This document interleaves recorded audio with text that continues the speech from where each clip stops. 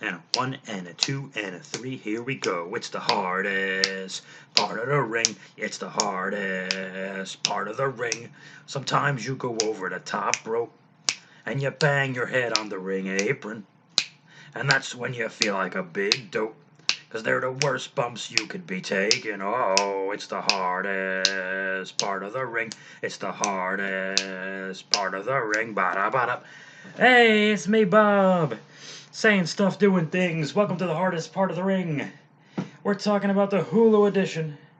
The Hulu edition of the aftermath of NXT TakeOver on the NXT show, which is on the USA Network, which used to be on the WWE Network, which are not the same kinds of network. But now it's going to be on Peacock, which is a streaming service, which is a different network based on a more traditional network. It's all about the network.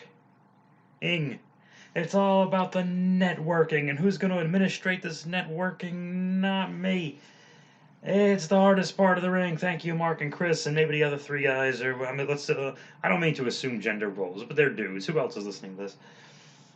Talking about NXT from February 17th of 2021. We're going to find out all the aftermath of the breakup of the Undisputed Era and who will be the next challenger for the various championships associated with the NXT brand. Oh yeah, that's right. NXT doesn't stand for anything. Those letters mean nothing. It just looks like next without an E. We open the show with Hulk Hogan slamming Andre the Giant, of course. And then we have a package. We have a nice, handy, clean-shaven package smacking you on the chin. And this package is actually a hard rock song compared to the R&B Valentine's Love song we got to introduce tough men and women beating each other up at TakeOver on Valentine's Day. Granted, it was early 2000s emo kind of hard rock, but it least it had guitars. Nevertheless, there was a little bit of a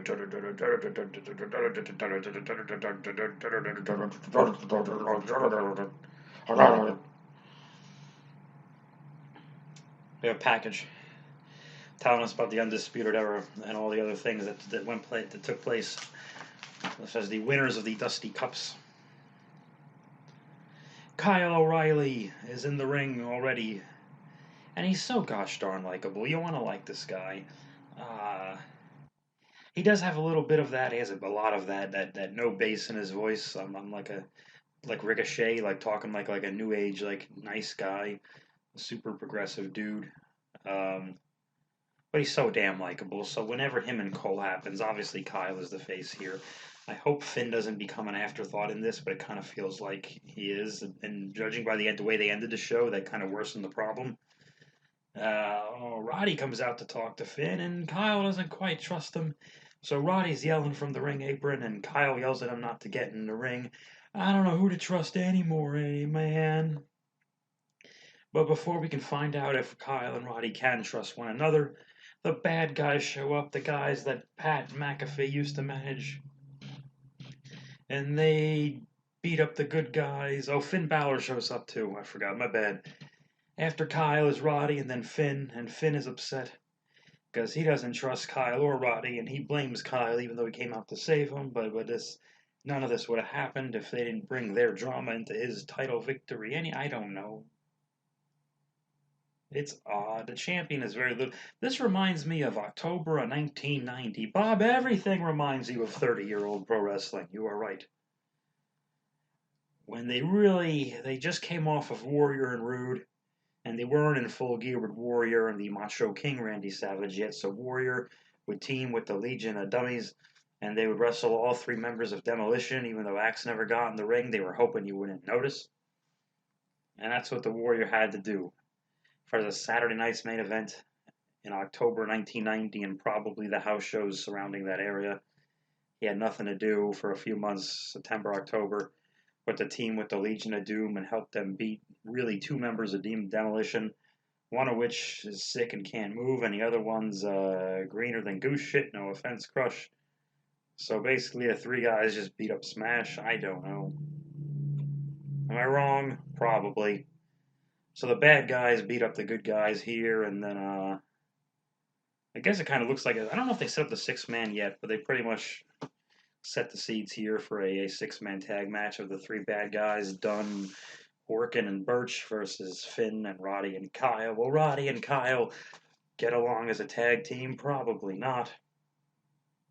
And that should give the bad guys an excuse to win. Hey, what do you know? William Regal says very quickly, Santos Escobar has a message for Karrion Kross. Does that make sense? I guess they were supposed to do Karrion Kross finally getting his hands on Santos Escobar for reasons that have not been explained. And Santos Escobar looks at the camera and he says, you know what I'm going to do? I'm going to go home. And that's weird because last week was the go home show for TakeOver. This is, he just got home, but I guess they're going to do that match next week. Apparently, our friend Stale Seltzer of the Wrestling Rubbernecker says there were medical reasons why that match couldn't take place, but didn't seem to know who had the medical reasons. I just hope they got to go to a medical facility and went there in a medical vehicle. The Way is entering. The two female members, Candice LeRae and Indy Riffic, are going to wrestle a tag team match. So Johnny Gargano is on commentary, and they're worried. He's worried about the whereabouts of his friend Austin Theory. Oh, and I didn't catch this. Apparently, a takeover during the entrance. Dexter Lumis snuck up from behind Austin Theory and smothered him with a rag. He put a cloth over his mouth, and so we're supposed to believe Dexter Lumis has kidnapped this other adult man for the last 3 days. Candice and Indy Riffic wrestle the Legion of Gimmicks, Ember Moon and Sloppy Blackheart. And we're getting a minute into the match, and we have a shot of a white van. Because the Loomis babyface isn't creepy enough, we need to give him a van. And conveniently, Candice LeRae has a front face lock slapped on during the shot of the white van. Thank God. Austin Theory comes out without Dexter Lumis in the middle of the match in his underwear and a fanny pack and a different shirt and a fanny pack he wasn't wearing during TakeOver, but he has no pants. And Wade Barrett kept asking where Austin Theory's underpants were. He used the word underpants, which I found comical. Or where his pants were. Why is he in his underpants? Now you understand. Thank God it didn't go further. But this distracts the heel women. Candice is distracted, and Indy Riffic gets rolled up by Ember Moon. And the Legion of Gimmicks defeat Candice LeRae and Indy Riffic. But what does that do for the baby faces? They needed a roll-up distraction for a guy in his boxers and a fanny pack to distract the heels to roll them up. These are two heels they already defeated in the tournament of the Dusty Cup, mind you. And then the heels waved off the loss. They literally did the waving motion like, who cares, we lost it. We got some idiot in his underwear back. And they made Austin Theory so stupid as he even has to clap during the pinfall, and then Gargano had to tell him they didn't win. Actually, I laughed at that. Okay, I'll be honest, that was pretty fucking funny.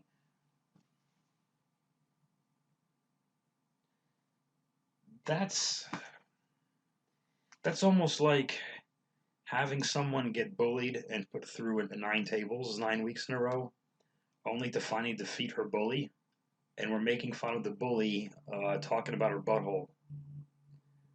And making the babyface even more worthless after all this time. That's kind of what we did to the Legion of Gimmicks here. I'm not helping by calling them the Legion of Gimmicks, mind you. Or Sloppy Blackheart. I'm sorry. I feel bad. Not bad enough. Match gets 866 stars. 866 stars. Take that, Stale Seltzer of the Wrestling Rubbernecker. Pat McAfee is on a plane, and he says, I told you so, more or less. So are they bringing him back to manage? I don't know. I told you so about Undisputed and Adam Cole. Okie dokie. But if Cole is the heel we're most mad at right now, and Pat McAfee says, see, I told you he was a scumbag, are we going to side with Pat McAfee? I don't know. Pat's probably going to manage Adam Cole. That's what's going to happen here, sure. I'm just going to say, I'm calling it now.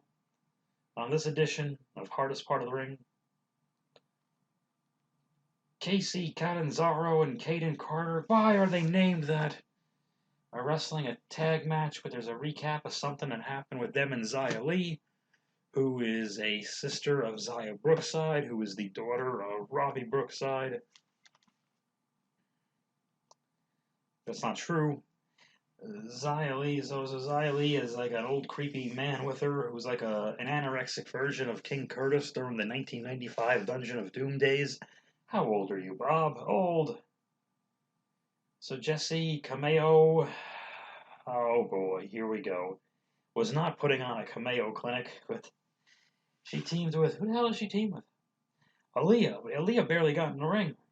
Um, there was a crazy head scissors where Casey, she grabs the top rope and she's completely upside down, which is very impressive how she does it. They seem to be very big on Casey, by the way.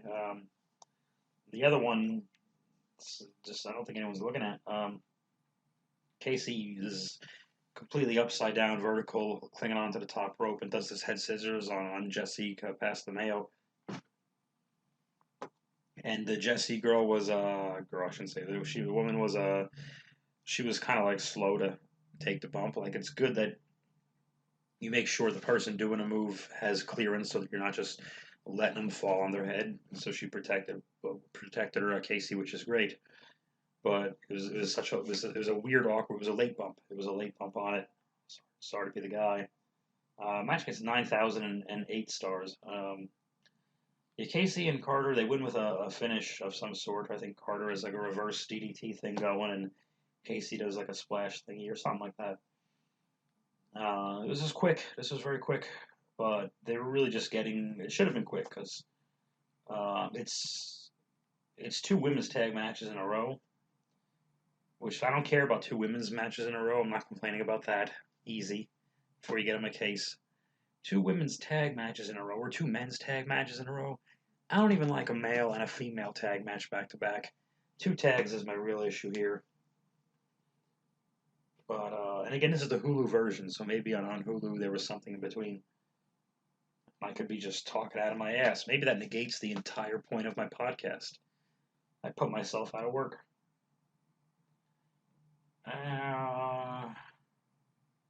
Xia Li shows up with the creepy guy, and she tells Casey Catanzaro, you're next. I'm going to inflict pain on you. And she rubs some kind of ink on Casey's hand, like two dark lines, like that would go under your eyes, like during like a football gimmick thing. So she puts the ink on Casey's hand. That I guess it's supposed to mean something bad's going to happen. And the ink was brought to you by Ink Incorporated. So shout out to the folks at Ink Inc. They're a sponsor here. That's not true. I made that up. And then MSK arrives. I put a frowny face in my notes. These guys have not missed a television show since they debuted like 5 weeks ago. Can we just give them a break? Maybe I'll be nicer on them. They both hug Beth Phoenix. Hey, COVID, anybody? I fast forwarded to the part with MSK talking. I didn't want to listen to it, sorry. Then Raquel and Dakota showed up, and I watched that. And they have tougher music than MSK, Memorial Sloan Kettering, by the way. And I believed Raquel and Dakota. I liked listening to them.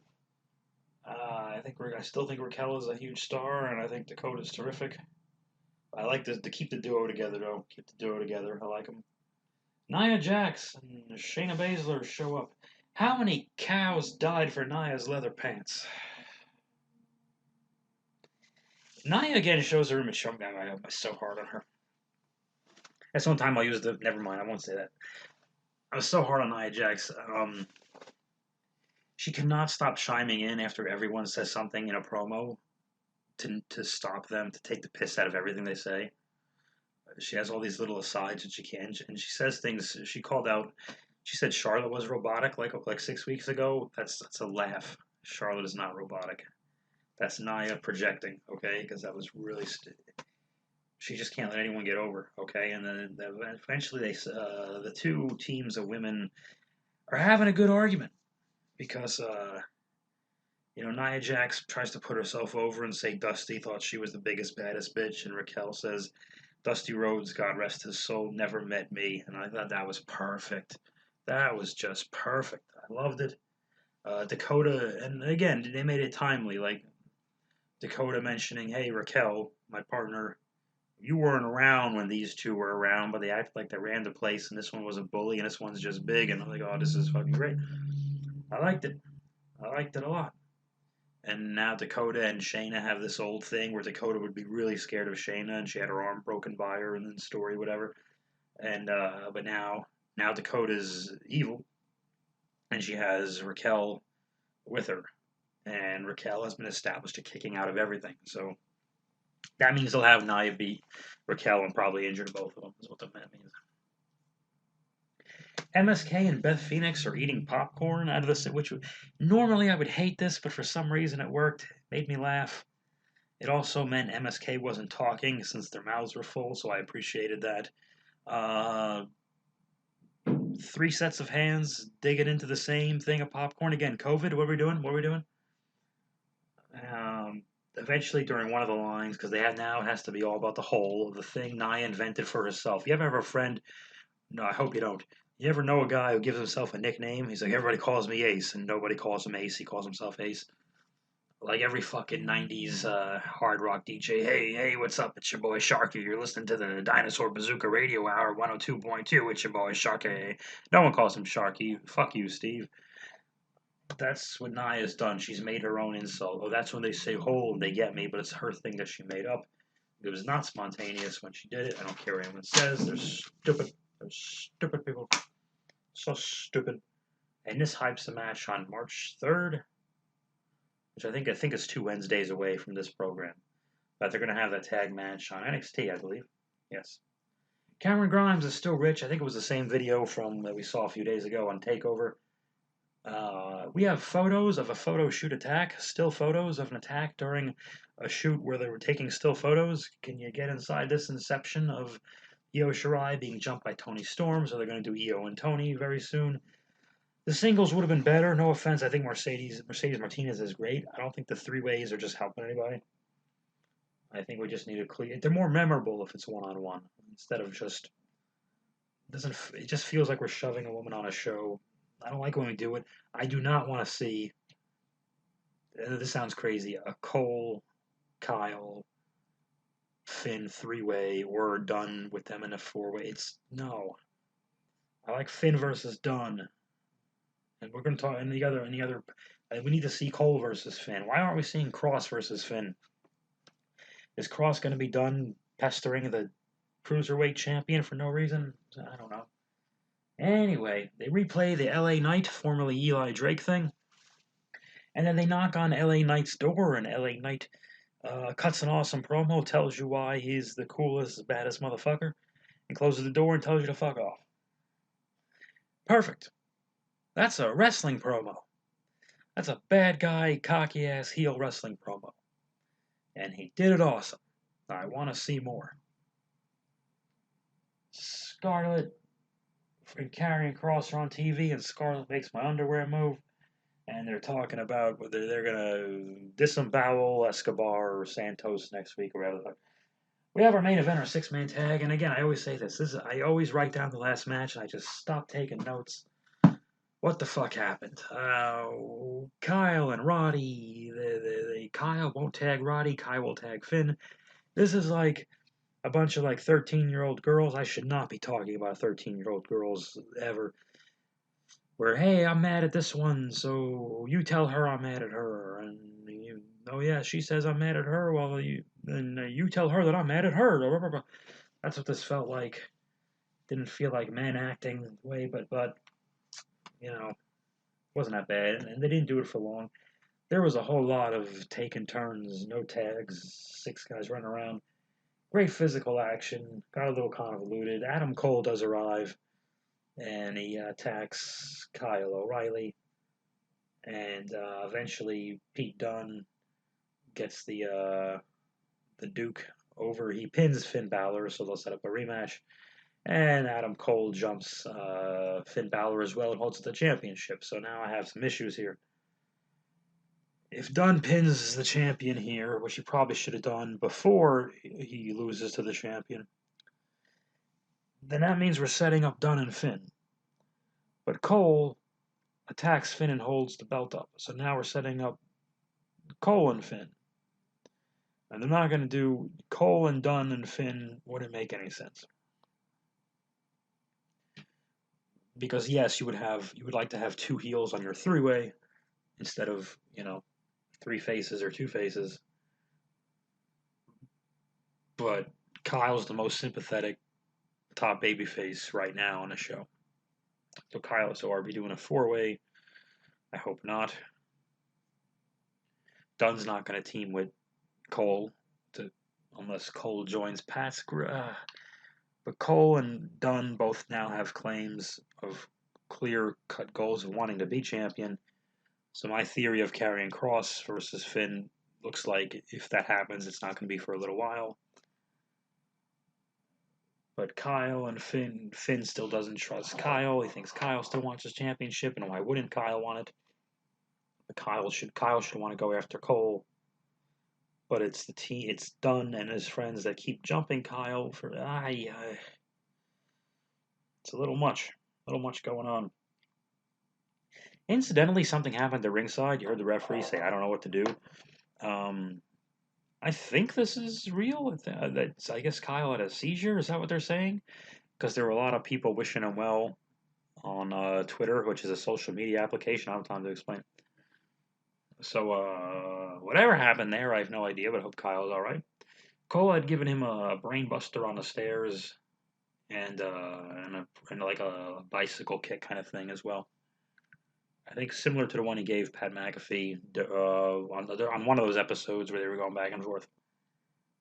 So I have no idea what they're trying to set up for, and it looks like it's going to be some multi-man something, and I just hope not. I don't think that's what Finn's best at. I don't think that's what Kyle's best at or Dunn's best at. Cole is pretty good at it actually, but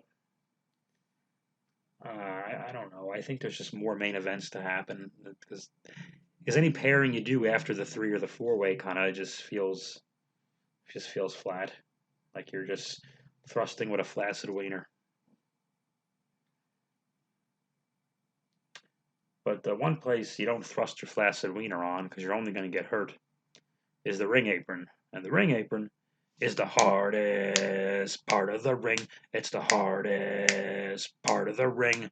Sometimes you go over the top rope and you bang your head on the ring apron. And that's when you feel like a big dope. Because they're the worst bumps you could be taking. Oh, it's the hardest part of the ring. It's the hardest part of the ring. Ba-da-ba-da. Ba-da-ba-da.